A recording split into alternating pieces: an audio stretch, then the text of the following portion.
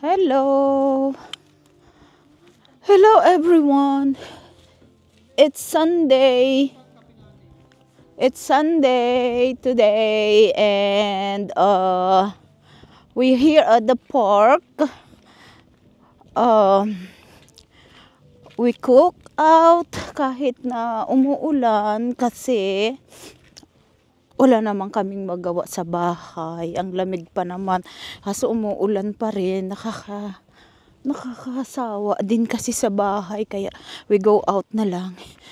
We cook tilapia. Nagprito ako. It's a deep fry ng tilapia with tomato and scallion. So that's our lunch. And we're here by the water. Yan. Kasi it's cold, honestly. It's extreme cold, but it's okay. So we can do something. We can do some activities outside the house. Kasi I've been staying inside the house for like a week. Actually, it's more than a week now since last week. The weekend is not good. It's snowing. So ito ang buhay namin dito talaga, it's very very sad. Kaya we have to do something. We have to be productive talaga. You have to do something, otherwise you're gonna get tired, you're gonna get bored for staying inside the house. So ito, ganito ang ginagawa namin dito. It's up to you if you wanna enjoy your life or magtago ka na lang. So ganon talaga. Nagpayong ako kasi merong manipis na ulan eh. It's very very yung ulan, tamad. So matagal ito. Kaya lang I don't know kung pwede doon sa by the shore. Maraming nagfi-fishing. So we'll see, baka ilipad itong aking payong. Nakakahiya naman ako lang mag-isa dito nagpapayong, but I don't care. Kasi yung aking camera mababasa. Kasi hindi naman to 360 na pwede sa malamig. Ay, sa may tubig. Ito yata, it's not. I don't know. I haven't checked that one. But anyway, and I'm here. I was trying to do something, to do some activities like I said. But my goodness, napakalamig talaga. Yung kamay ko, nalimutan ko na naman yung gloves ko. So I was using my gloves pang luto. So it's okay. Better than nothing. Ay, nako. The last time I nag-vlog ako is ganito na naman. Alam nyo, ganito rito. Ang hirap-hirap. Gustong-gusto ko mag-activities. But the thing is, ganito talaga. Wala kaming choice sa panahon ngayon. Katulad ngayon, no? Ang hangin-hangin. Di, paano? Ililipad tong payong ko. But it's okay. Dito lang ako outside. Konti. Yan, punta sana ako dyan eh. Yan, sa may docking area. Kaso, may mga nagfi-fishing, but it's okay sana. Kaya lang ililipad tong umbrella ko. Kaya dito na lang. Anyway, ginaw ako. Tapos, lumulubog pa yung pa ako sa putik. Kaya lang buhangin ito. Hindi siya putik. So, okay lang. Pero naninigas yung kamay ko. Itatago ko. Ay, naku, buhay namin dito. Talaga namang very, masyadong makulay ang buhay namin dito. Talagang, we have to do something. Kasi pag hindi, nako, kawawa ka dito. Malulungkot ka. Baka, siguro noon di ko niya napapansin kasi happy ako because my baby is around. Kasi 1 year lang naman nagkaanak na ako dito. Kaya hindi ko na feel yung sadness dito. Dahil may baby ako. Busy ako. Tsaka busy kami sa pag-provide kung ano yung mga dapat naming. Pero parang hindi ko yata talaga ma-extend yung lamig. Anyway, ayan ang itsura dito. Ganyan. Yan. Ay, nako. I don't think if I can stand the cold. Ang lamig ng kamay ko at saka ng paa ko. Okay, babalik na lang ako doon sa shelter namin. And then, baka uwi na lang kami. Kasi maginaw. Hindi ko naman maitago tong mga finger ko. Kasi hawak ko si payong, hawak ko si camera. Eh, naninigas na ako. Ano ba yan? Ano ba yan? Ano ba yan? Malamig kasi. Ay, nako. Anyway, tago ko na lang siguro to si payong. Wag na ako magpayong. Okay, wag na si payong. Para papalit-palit ko tong kamay kong itago. At wala. Hindi ako pwede ng ganito. Baka matanggal tong mga daliri ko. Hindi ko pa rin alam. Anyway. Ay, nako.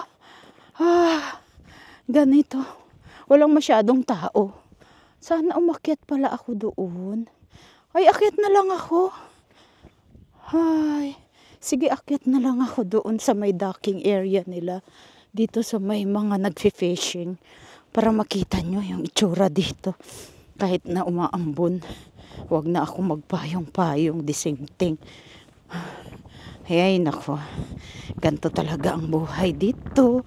Buhay Amerika. Buhay. Alam nyo, ganto ang buhay ko. I'm trying to entertain myself kasi kung hindi, tsaka lumalayo ako minsan sa husband ko kasi napaka-hyper naming dalawa. Hindi mabuti yung ganong situation kasi pareho na kaming hindi makaintindi sa buhay. Kaya dapat easy lang kasi pag hindi, naku po, lagot kami. Ay, anyway, tingnan nyo tong nandito ako sa Maryland pero meron siyang boundary dito. Ito, I'll show you. Ayan. Yan yung boundary ng Maryland and Virginia. So, ayan lang siya, oh. So, asa na ba? Ayan. Itong part na to, may hati na sila. How about the Virginia? Ito yung Virginia. Yan. Tapos, ganito lang. Yung pala ang hatian nila. Kaya pala hindi pwedeng, tatawid na ako ng another state, ha. Dito na ako sa Maryland. Anyway, lipat natin. Ala, ayaw nang bumalik si Loco. Okay? Ayan.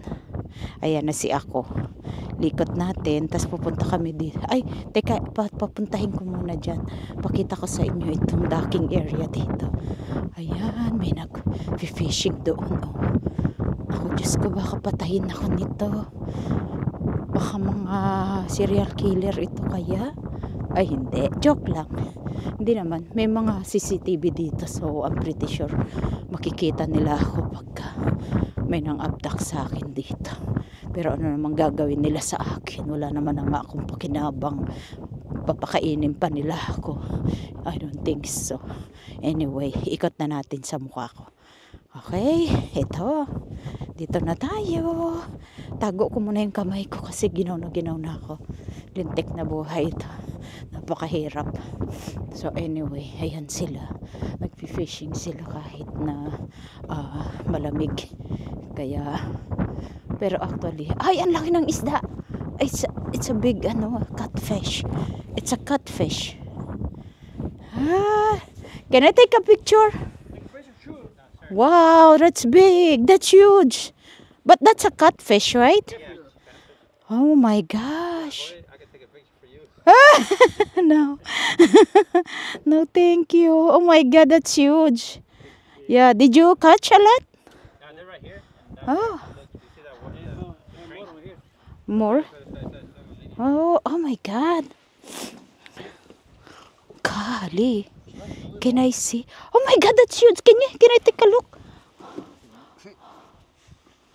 Oh my God, where's my camera? Hmm? Oh, can I see? Hold on. Let me. What is that? Oh my God, look at that. It's a lot. So what are you gonna do with that? How you cook that? We cook sometimes with peel and put in fryer and make it fry. Oh, Put a condiment. okay. Condiment. Uh-huh. Make it fry. My God. Oh my God, that's a lot. I didn't know that there's a lot of fish here. Yeah. And huge. I was yesterday in the store. It cost $4 a pound. A pound? Yeah. Yeah. Ooh, so you're gonna sell it to the market or people? No. No? Just for fun? Yeah. For fun maybe I do fillet, but well, maybe 3 and all the rest you take. Ah, okay. Oh my goodness. That's cool. So how long you been here? How many? 9 o'clock in the morning. 9 o'clock? Yeah. And you got a lot? Oh my goodness. Oh. We got the water was so high. Uh-huh. Okay. Oh, it's worth it. Great. Okay, you have fun. Thank you so much. Bye. Kita nyo? Ang daming isda. Ang lalaki pala. That's a huge fish. But it's a catfish. I don't know how to cook catfish. I know it's sabing ganung mama, deep fry lang. Actually, totoo yung kaya lang parang ahas, nakakatakot. But actually, marami talaga yan dito, ginagawa nilang sandwich. For 99 a pound daw. Oh my goodness, mahal ah. Okay, anyway. Pakita ko sa inyo itong water right now. Ang dilim kasi siya, manipis yung rain. Very thin. The rain is very thin and lazy. So it's gonna be since last night. We have rain since last night, and I think until, I don't know until when. Maybe later today. Oh my God. Anyway, yun ang mga na-experience ko today. So, tago ko na naman yung isa kong hand. Kaya magtitingin-tingin ako dito. Okay. There's another one? Wow! Great. Oh, goodness. Let me see. They said there's another one. May nakatch sila another one. Asan ba yun? Wow. Oh, look at that. Oh, shoot. Where is that? Oh, ayun siya. Oh. Oh my God. Oh. Ayun siya. Oh, goodness. That was fun. Okay, guys. Have fun. Okay. Mga ano yun? Mga Latino. Mababait naman yung mga yan. Marami sila dito. Ay, nakakatuwa. Ang dami nilang nahuli. Goodness. Oh. Sabihin ko sa husband ko, tasilipin niya kung gaano karami mga nakakatch nilang fish dito. May nakalagay pa sa water, tinatali nila. Andun pa rin sa water sa baba. Anyway, noon andito yung anak ko, nakakasama din siya dito pero hindi masyado kasi since we moved to this area, nasa college na siya. So, we don't have chance to like before, like every weekend we're always together. Since she went to college, ang nagpupunta na lang siya pag may mga gathering kami, like parties or anything na occasion. Pero yung mga activities not much. Sometimes we're doing camping close to her university, so pupunta lang siya just to eat during the day, like barbecue, cook out, and then she's not gonna stay overnight kasi ang bata na yon ayaw niya ng outdoor. So alam ko yon, hindi siya yung batang nature lover. Gusto lang niya yung mga animals, mga pictured flowers and trees, but not to do some activities outside. Pero noon, gustong-gusto niya nagpipiknik kami. Pero yung stay overnight, no, it's not her. Ayaw niya yun. Ayaw niya pumangit. Kasi papangit ka sa nature, sa labas eh. Kung nature lover ka, yeah. Ako nagiging nature lover na kasi I used to go to the mall every weekend. Ngayon not anymore kasi my baby is not here anymore. So what I'm gonna do there? So magiging nature lover na rin ako like Ate Gia. Like Ate Gia kasi Ate Gia is a nature lover. So now matututo na rin akong mag picture. Doon mo na lang din express yung feeling mo sa mga nakakatch mong mga picture, like yung mga trees and the weather and lahat. Anyway, eto lang, ganto ngayon. At least may nagawa ako kasi tomorrow back to work na naman kami. Hindi na naman ako makakalabas kasi kung broken time ako, I can't go anywhere kasi I have to be back para magtrabaho. So it doesn't make sense na lalabas ka for a while and then after an hour you have to do your clients. Kaya yung in between ko like hour or 2 hours, I have to either need to do my laundry or I have to clean the house or I have to cook. So, yun ang mga ginagawa ko. It's funny but it's true. This is our life here. So, wag kung yung mga wala dito sa Amerika, wala sa outside the Philippines. Honestly, I consider myself as OFW kasi hindi naman kami dito born. So, eto ang kahirapan pag lumalabas ka pero naiintindihan mo yung real life na you have to keep going because you have bills to pay. Not like when I was there, when I was in Philippines, all I have to do is like, wait until what's gonna be our meal, my lunch, my snacks, and my dinner. Not anymore. So, yun lang. So, may mga asong malaki. Titingnan natin. Ayan, lalaki na yung aso. Kaya, we'll see how we gonna.